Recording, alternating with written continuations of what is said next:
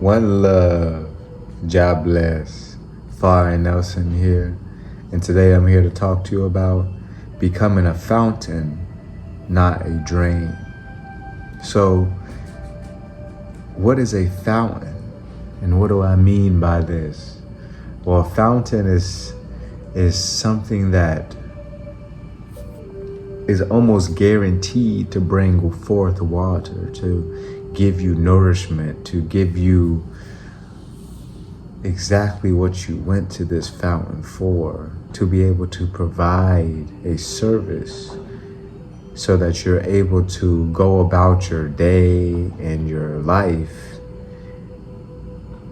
with the right type of nutrients and the right type of hydration that you need to make it through whatever you need to, get through that day. When we become a fountain in our life, we are making a conscious decision to fill people up more than we drain energy from people. We realize when we may be putting too much onto somebody, whether it's emotionally,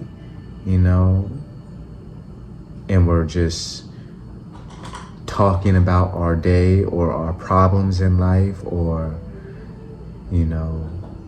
problems in society. Sometimes this can be too much for people, and it is looked at as almost normal conversation. Negativity is looked at 95% of the time as normal conversation. When you hear people talking, or when you get into a conversation,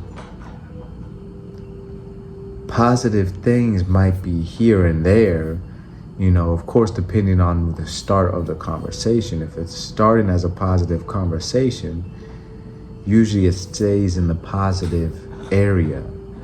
But if it's even in that middle lane,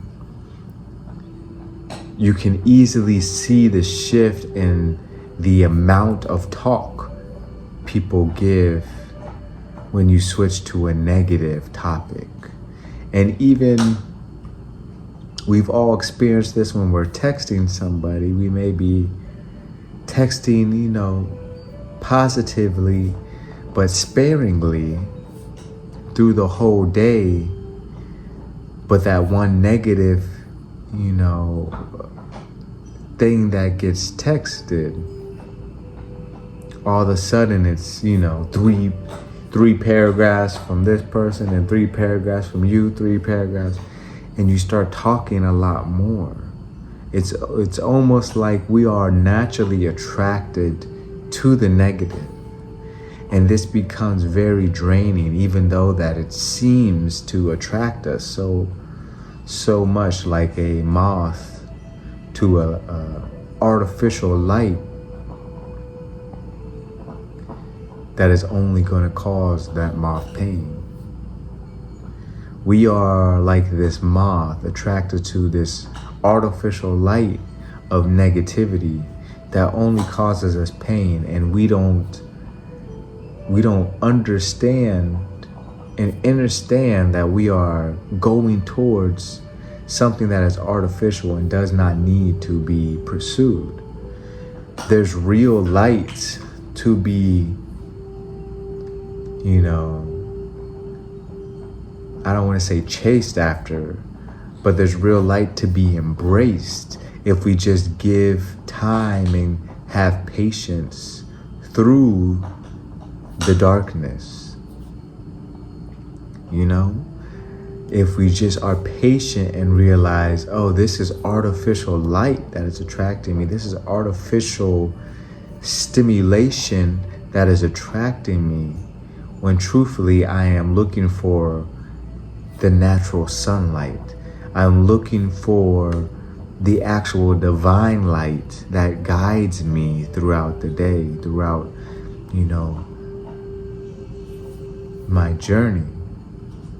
It's when we're in times of darkness that we are attracted to these artificial lights and artificial escape routes of instant gratification. And sometimes we get caught in a trap that is more hazardous than it is helpful, than it is healing to our mind, body, and spirit. We want to be a beacon of light. We want to be a true source of water for all those who are, confused in darkness, going after these artificial satisfactions that only bring temporary happiness and usually have drastic side effects to them. Everything in this world is connected, and the more that we can be a fountain helping nourish people and give people what they need so that they can be strong mentally, physically, and spiritually along their journey, the more that we will also see how our impact not only blesses them, but blesses us. Because at the end of the day, we want to live in a world where there is actual unity, where there's actual serenity, where there's actual, common sense and effort towards wisdom instead of effort towards fame and money and status. We don't want to live in a society where we get out of high school and just think, okay, we can stop learning. That's it. We don't need to pick up a book again. We don't need to, learn about ourselves anymore. If we need to learn something quick, we can just learn it quick on YouTube, how to fix this or how to, save money. This is what people usually search. They want to figure out the quick fix of things. But truthfully, when we are in the process of becoming our best self and our best version, it's not just for us. When we become truly enlightened to our divinity, we don't want to only help ourselves. Early in our journeys, we may want to run off into the woods and, just live a simple life all alone and detach from all these attachments that we have made in our unconscious journey before we become enlightened to our divine self. Yeah, it's tempting in our early start of our journey to want to run to the beautiful mountains or to the beautiful hills or the beautiful valleys or the beautiful jungles, wherever you want to go, so you can just meditate and garden and relax and not have to worry about a job and society and things like this. But as you go further into your journey, deeper into your true divinity, of your true infinite potential, we realize that we want to help others be free from this suffering that the darkness causes, that confusion causes. See, when a moth goes to artificial light, it's not the moth wanting to be, malicious or wanting to, get something that he knows he shouldn't be getting,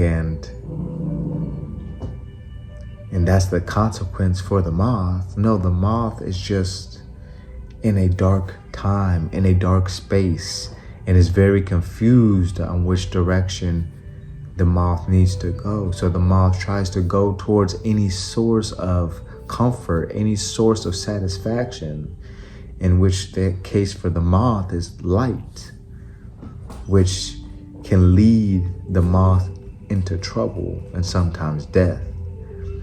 And that is why it's such a perfect metaphor, because that is the truth of life. when we aren't living from our fountain, when we aren't living from our true source of infinite divinity, of infinite abundance, we can get lost in feeling like we need to go to certain sources and look for certain things in times of darkness, in times of boredom, in times of stress, in times of anxiety, in times of anger, in times of depression. We may search for ways out, for things that look familiar, that things that look comforting to us, other than what we know to be the true path that we should be taking. And when we do this, it can lead us into a darker place. But instead, when we go through the darkness and are patient, doing what we know that we should be doing, instead of flying around for comfort, we are sticking to our meditation through times of darkness, sticking through our prayers, twice, 3 times a day through these times of darkness. We are increasing our self-knowledge, our self-wisdom. We are learning more each and every day about ourselves and about our environment and the universe, and how, people have gained wisdom throughout ancient civilizations. We learn about these things so that we can help ground ourselves in times of darkness and see that we aren't so alone in this type of situation. No, millions of people have been through similar situations that you're going through right now. And each one has made it through. Each one has had thoughts of, let me go to something comforting. Let me go to something that's instant gratifying. But each one did not stick through it and stay patient through it.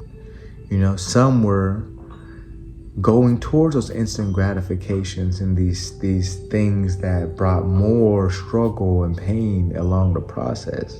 9 times out of 10, of course, they got through the situation regardless, but they had to go through more things just because they were searching for comfort in the wrong places. When we really only need search for comfort within. If you don't have answers, sit in your meditation longer. If you don't have answers, read more books, read different, sometimes it's not even read more books, just pick up a book, open it up, and see what it's saying. Sometimes that's all we need. Sometimes it's not about reading a whole book. It's just about reading and realizing, what I'm reading right now is actually aligning exactly with what I was trying to meditate on. How crazy, how wild. Things like this happen all the time, or just today, I was reading a Bible scripture. I was finishing up a couple chapters of Nehemiah, and I got to the end of Nehemiah, or however you say it. I got to the end of those chapters, and so I put the Bible away, and about an hour later, I listened to a podcast of a sermon, and the preacher was talking about the exact same Nehemiah chapters that I was reading. Completely random, completely, just divinely synchronized. But when you're open and receptive and you're not looking for, let me listen to this Joe Rogan podcast about nothing, or let me go listen to this rap music instead, you're missing a lot of signs. And that also reminds me as well. I was driving this morning and I was listening to Bob Marley and I was listening to the Oppressed song. And towards the end it said, no rest in the West, so to the East they go, to the East they go, you know? And he said, where you may find peace of mind. And this is the journey I am in right now, where I'm in the West, but I am planning to move to the East within a year or two. I've already been planning this because there's no rest in the West. So to the East they go, where you will find peace of mind. Now look, that's not the end of it. In front of me driving, a truck, a big truck with green, yellow, red, the Rastafari colors on it of a leaf. It was called Oak Freight Trucking, something like that. It's like a trucking company, but it was called Oak, Freight Trucking Line, something like that. And their slogan was,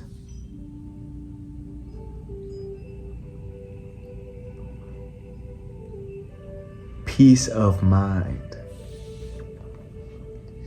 It was peace of mind, in quotations. And this Bob Marley song just said the exact same thing. May you find peace of mind. This just happened this morning. That's two instances I told you about in one day. And this is a normal thing for me. When you're aligned and you're becoming a fountain and you're really open and receptive to the blessings that the universe has, and you are also doing the best you can to be a blessing to others, to fill others up, you will be continuously filled and blessed and affirmed that you are on the right path and everything that you're doing is aligning perfectly with where you should be right here, right now. And it's a beautiful, beautiful blessing to see miracles. That's truly what I call them. Miracles in your daily life pop up all the time. You see animals, you see flowers differently. You see all different types of things pop up. You're like, wow, is anybody else seeing this? But this is what happens when we become a fountain, when we start watering others with our wisdom that we've been growing inside and outside, when we are able to share the love and the patience and the gratitude, we are able to also get these feelings back. This is a world of give and take. Give, receive, give, receive. We have to breathe in, that's receiving, and we have to breathe out, that's giving. You can't just breathe out and live forever. You'll die. You can't just breathe in and live forever. You'll die. This life is about giving and receiving, giving and receiving. And once we stop this and we become stagnant, we start to die. We start to lose touch with our true self. And we get into these states of depression, of anxiety, of fear, of lack. I mean, this whole country is in a state, of lack for the most part, because our president was pushing that campaign. So if that president won, then that means a majority of our country is in a state of lack, because Trump's slogan was "Make America Great Again." So it's not only make America great, putting a seed into our minds that America isn't great, but it's saying make America great again, as in it was great, but we have messed it up and we are missing something, or we are not enough, or we need to get better and become more enough. It's a system of lack that is being pushed into our heads ever since the youth even. It's not just Donald Trump, it's been since a kid, But we have to realize that we are truly never lacking, abundant, an abundant source of water, of wisdom, of love, of patience, of peace, of guidance, of strength, of so many things. But you have to take the time and the discipline to tap into this source so that you can be a source for others instead of being a drain, instead of just draining people with your negative mind frame and, your outlook on life and outlook on politics. People don't need to know these things. It's okay to have opinions, but if they're not leading with love, you know what they say about opinions. Everybody has them. So it's best to keep things to ourselves and look at ourselves and realize, oh, why am I having these opinions? Do I need to care about these things? And if I do, should I be thinking so negatively about it? Maybe I don't spread this negativity. Maybe I meditate on it and let it go. There's a lot of things in this world, of course, we can be righteously negative about, but does it really help the situations? If all we do is talk about war, are we really helping spread peace? If all we do is talk about how we hate our president, are we really helping people see the positivity that can come from this president? That could come from even people making a mistake as choosing a president that maybe they shouldn't have chose. Or maybe it's the perfect president for the time we are in now. But we should never underestimate the divinity that lies within us and within all things. We should be a fountain of positivity, of love, of inspiration, not a drain. There's enough of those. Enough people pulling others down. Enough people sucking people dry of their love, of their energy, of their innocence, of their positivity, of their light. But with prayer, meditation, constant, reading and listening to podcasts and YouTube videos like this, self-help, spiritual, ancient wisdom, anything. But grow constantly so that your well grows, so that your fountain grows, so that your environment grows. When we grow, our environment grows. It's a slow process for the environment sometimes, I know. But be patient and the environment will grow perfectly for you. Just like if the moth is patient and stays in that tree and just gets a good rest like the moth is supposed to be getting, instead of wandering around at night looking for some artificial satisfaction. When we are able to stay in the position and in the mindset that we are able to make it through the night, through the dark times, to the sunrise, to the beautiful, beautiful light at the end of the tunnel, to the beautiful sunshine after a rainy day. But we have to stay patient and we have to be aware when we're being a drain and when we have an opportunity to be a fountain and help fill someone up. This is how we live in harmony and alignment with our true path, and we start to see miracles every single day. We start to be more sure of ourselves every single day. We start to be more loving to others and to ourselves, most importantly, every single day. So if you haven't, please like, comment, share, subscribe. And I appreciate everybody that's been doing that. And I truly hope that you become a fountain in your life, in your family's life, your loved one's life, your friend's life, your enemy's life, instead of a drain to those around you, consciously or unconsciously. When we push negativity, when we push, our own opinions and things like this onto people, our own judgments, it only produces more negativity, and people feed into that even more than positivity. Like I said about the text, you can be texting positive things all day, 1 hour here, 1 hour there, 1 hour here, 1 hour there. The second you text something negative, it's every 2 minutes. You looking at your phone, you say, when are they gonna text me back?